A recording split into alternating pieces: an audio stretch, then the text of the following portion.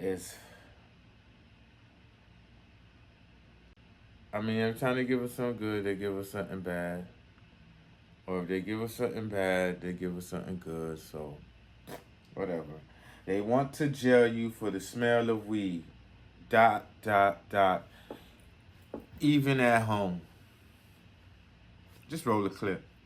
So the lawmakers, they're at it again. When folks find something that actually benefits them, lawmakers try everything in their power to either take it away or tax it to death. And now that polls show that more seniors, folks aged 65 years and over, they're turning to cannabis for their health, prohibitionist lawmakers are in overdrive, proposing bills that will punish people for the smell of marijuana smoke, literally throwing you in jail for the odor, even if you're consuming it on your own private property. An Arizona lawmaker says he's tired of smelling his neighbors smoking marijuana at his house.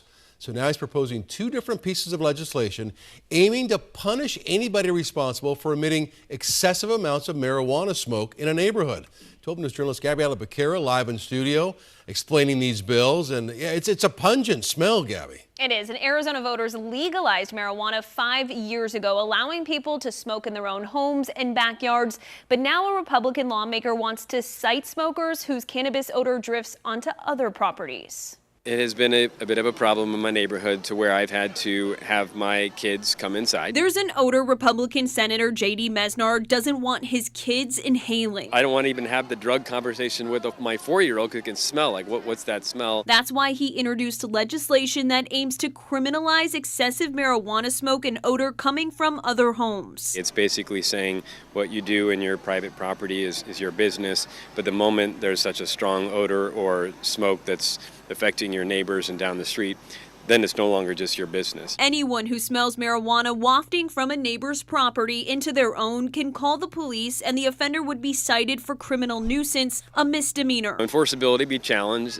challenge. You have to call the police, and as with any sort of nuisance, probably it's going to be more a habitual situation where you're not responding when they've engaged with you that would rise to that higher level. Opponents of the bill argue voters already shot this down in 2020. Back when Prop 207 was passed, part of what the Arizona voters agreed upon was that you can't use the odor of burnt marijuana as probable cause for any crime anymore. Julie Gunnagle, the state director of NORML, the National Organization for the Reform of Marijuana Laws, says the wording of the bill is imprecise and opens the door for wrongful accusations. How do you quantify smell at all? How do you preserve smell? How do you prove your innocence in a case like this? So guys, these prohibitionist lawmakers are in overdrive. We've been hearing them talk about the smell for quite some time now, but actually taking steps and proposing bills which will criminalize the smell and literally throw folks in jail even if they're consuming on their own private property is absolutely mind-blowing to me. And what's even more mind-blowing is that this state senator, J.D. Mesnard, rather than have the conversation with his kids about the good herb, saying that it's legalized across so many states, including your own state of Arizona, you rather not have the conversation with them at all and propose a bill which will literally criminalize the odor and throw law-abiding citizens in jail. It's absolutely ridiculous. And it seems to me that rather than properly parenting and explaining to kids things that they will see as they grow up, you're just trying to shut them all out and put them in this insulated bubble, which obviously is not good for kids when they get older. Hey, good morning. Although recreational marijuana use has been legal in Arizona since 2020, this bill wants to expand state laws to include excessive marijuana smoke or its smell to be a public nuisance. So what does that mean? In other words, if you feel like you are encountering too much marijuana smoke or smell near your home and it's impacting your health or your use of your own private property, you would have the power to gather evidence, build a case to call the police, and try to stop it or figure out a solution with your neighbors. The way the bill is written right now, anyone convicted of a public nuisance could be subject to a $750 fine. Republican State Senator J.D. Mesnard introduced this bill. While he says the bill is not meant to target residents and what they do in their homes, folks tell me that's exactly what it feels like. It's just ridiculous. They need to do it for cigarettes. So we're just gonna have to go in a closet and smoke in the closet. You know, that'd be ridiculous. People in the northwest part of the valley are fired up over their neighbors firing up. My back door being open and I being in my own kitchen, minding my own business, and having the smell of like skunk in my kitchen. They say they're furious over one neighbor who stinks up the block with pot, but he smokes it on his property and he has a prescription for medical marijuana. So is he doing anything wrong? Now here's the thing, guys. You can have some really pesky neighbors that just hate the smell of weed, they hate the good herb in general, and they don't want it around at all. And they will definitely call the police on you. But in a situation where you may have a family, you're not allowed to smoke indoors because you got little kids. Your only option is to go outdoors. In a situation like that, now your enjoyment of your property is being affected. So how far does this all go? It really raises a lot of concerns. What you do in your own home and on your private property, that's largely your business. But the moment it starts to permeate, expand, go into other people's property, into their homes even, then it becomes an issue that is more problematic, especially if those homes have kids like mine do. Now you guys can see how this can become a hot topic, a really tricky issue, and affect tons of folks. Because the truth is, many folks actually consume the good herb in their own homes. And if you have a backyard, heck, most folks will go out into their backyard to consume the herb. But when we talk about smells, odor, and nuisances, that opens up a whole can of worms. And like I've already discussed on this channel, we've seen instances in other states, like my state of Colorado, where there's a Purina dog food factory, and that's led to tons of lawsuits because that smell, it literally smells like rotten carcass. In turn, that's affecting a lot of folks, their enjoyment of their property as well as their property values. But to me, that's a completely different instance to someone who's habitually consuming herb either in their backyard or in their home, and some of that odor happens to waft out into the atmosphere.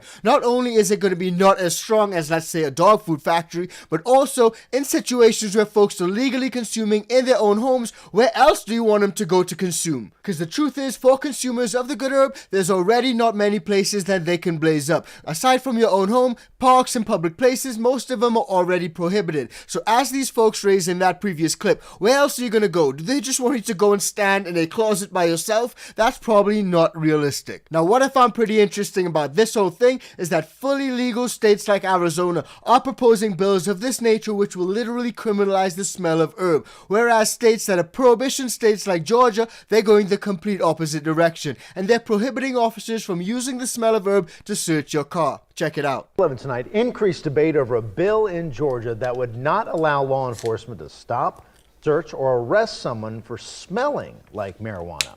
Atlanta News First, Alani Latang is live tonight outside the state capitol speaking with advocates and opponents of this bill. So how does this break down, Alani?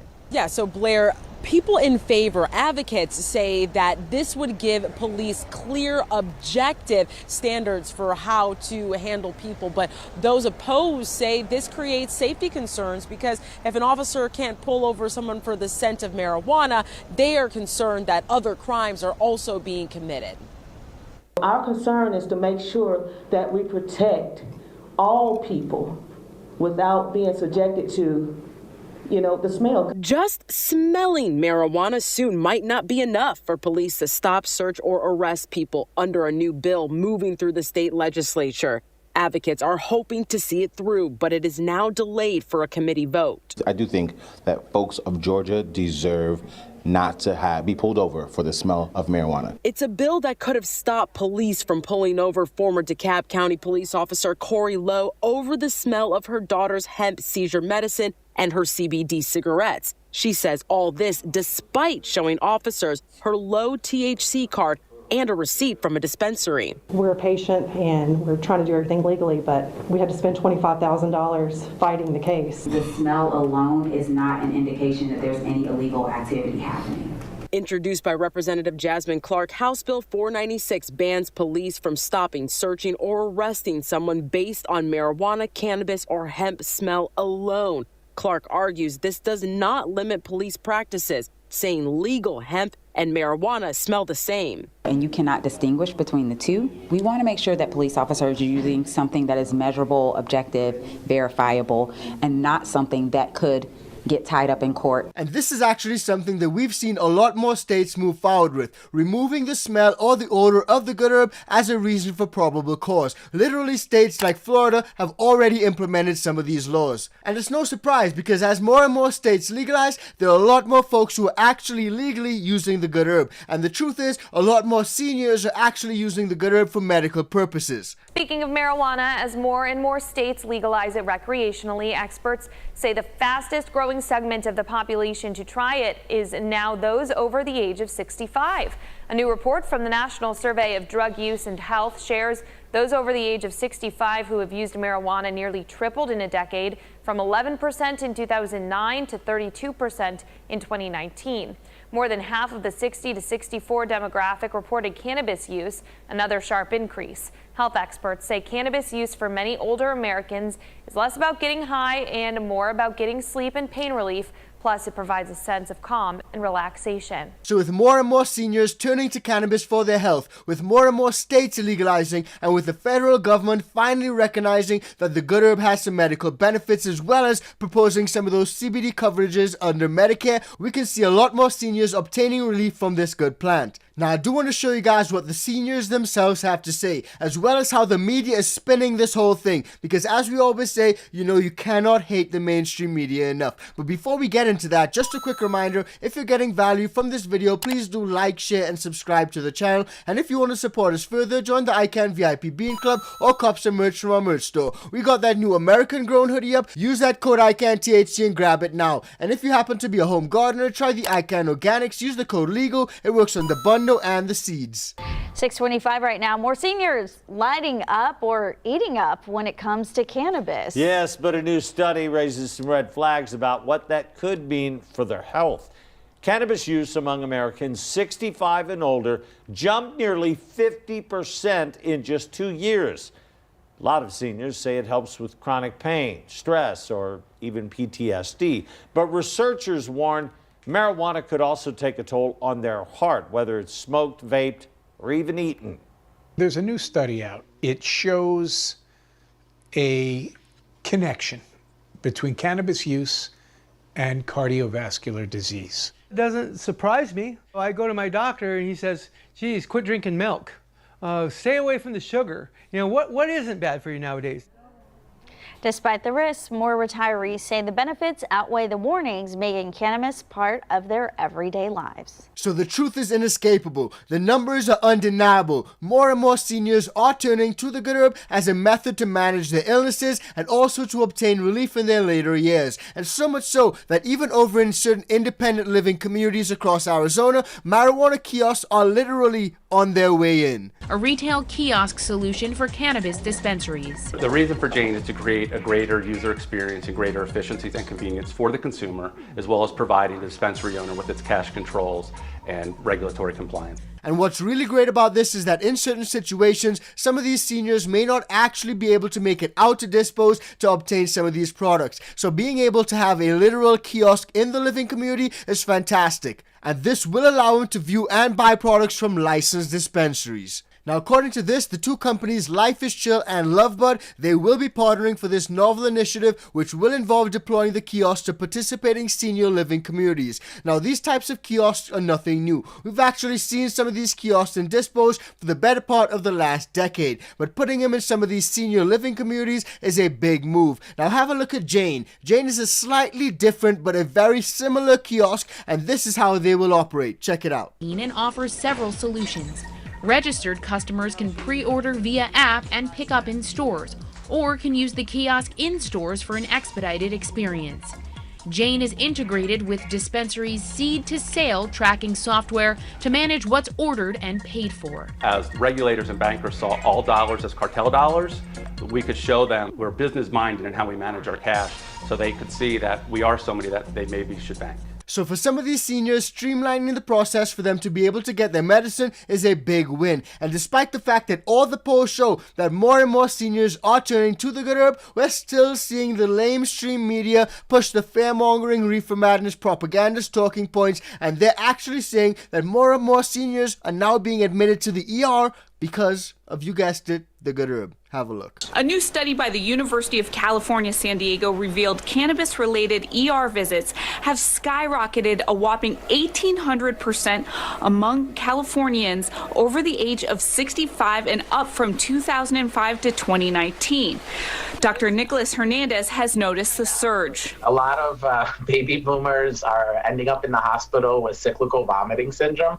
They're just nauseous, vomiting. They go into renal failure because they become dehydrated. We have to give them fluids. It could be considered an overdose. You know, with marijuana theoretically is very helpful to cancer patients. Both experts say other side effects can include dizziness, balance issues, disorientation, extreme paranoia, anxiety, and even early signs of dementia. It's basically mostly metabolized by the liver, some excreted by the kidneys, but the liver can last up to 72 hours before it completely leaves your system. So in an elder person that may have a little bit more slower process, it could be 6 days for them as opposed to 3 days. Now, what I found really remarkable about that clip is that this guy right here said that it could be considered a marijuana overdose. But if you have a look at the DEA website, there's literally no recorded overdoses since the beginning of time when it comes to the good herb. So it really makes you wonder, why is it now, at this moment in time when more and more states are legalizing, that folks are getting up onto these lamestream media outlets and pushing this fear-mongering reefer madness propaganda? Because, I mean, it doesn't stop there. Have a look at this one. This is absolutely crazy. Check it out. Now the question is, will states reconsider their lax laws on pot?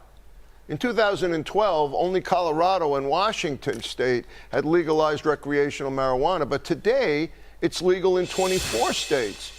And Tommy, as a practicing physician, I can tell you that what led to a lot of this was it being medically legal in 40 states, and that was used as a political cover for it being legalized recreationally with the idea that it had been proven that it had medical uses. Now that's being questioned.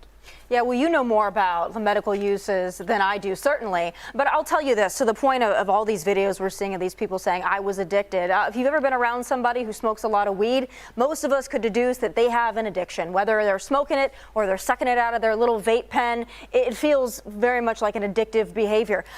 Listen. My big concern is young people. It's the young people that they're not going out and they're not interacting with others. They're sitting home on the couch playing video games, smoking weed. And they have been told that somehow that's an alternative or a better alternative. And that's my concern there. I don't know all the medical nuance of it. You do. But my concern is that this has been billed as some kind of just harmless recreational activity, and it feels like it's definitely not. Now, what really gets me, guys, is that some of these folks who get up there and spew these stuff about the good herb, slandering it and slandering people who actually consume it, they straight up hate weed. So it's not hard to understand why they would have that perspective, because the truth is there are a lot of people who actually consume the good herb who are really successful. So pointing to a small population that may stay home, smoke weed and play video games, that's not everyone. But painting everyone with that brush is designed to smear the folks who do consume the herb. Because we've heard it time and time again. Stoners and potheads, they're lazy. They do nothing but sit on the couch all day and play video games, which is absolutely not true and wholly inaccurate. But let's have a look at some of the science, because scientists have revealed that not only are the munchies a real life phenomenon, which can actually help tons of folks who have things like appetite loss, but also cannabis acutely and robustly increases energy intake, food motivation, and reward value, irrespective of food type, food aversion, and gender or sex. So to me, the only real potentially negative side effect of the good herb is that you may eat everything in your fridge. But drop your thoughts and concerns in the comment section down below. Let me know what you guys think about everything that we discussed in today's video. From what's happening over in Arizona with some of those bills which are designed to criminalize the smell of herb, to more and more seniors turning to medical cannabis for health reasons. And let me know what you guys think about the media and how they're reacting to all this. Drop your thoughts and concerns in the comment section down below. Now, in our next video, we've seen crazy situations where it's not just the media and lawmakers that are pushing this reefer madness propaganda, but now also celebrities like Pete Davidson. And he says it causes you to hear voices and see yourself while sitting next to yourself. It's all mind-blowing. If you haven't seen it, check it out. It's coming up right now. All right. So this is the bullshit we be talking about. So all the time cigarettes been over here killing people, destroying lives, cancers, all this. As long as tobacco has been here killing people, that shit been getting smoked everywhere. bus stops, all this. Now all of a sudden, because marijuana is being legalized, you have a problem with the smell.